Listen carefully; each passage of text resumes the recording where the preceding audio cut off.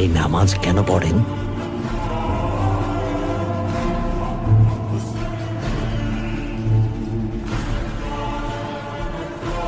নামাজের মাধ্যমে শুকরিয়া আদায় করি।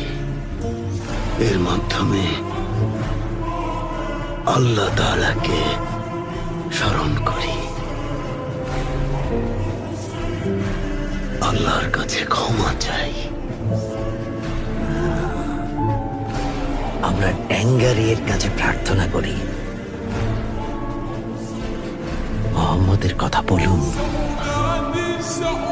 সাল্লাল্লাহু আলাইহি ওয়াসাল্লাম। ওসমান বেও এই নামটা যখন শোনেন ওটা বলে চুপ থাকেন।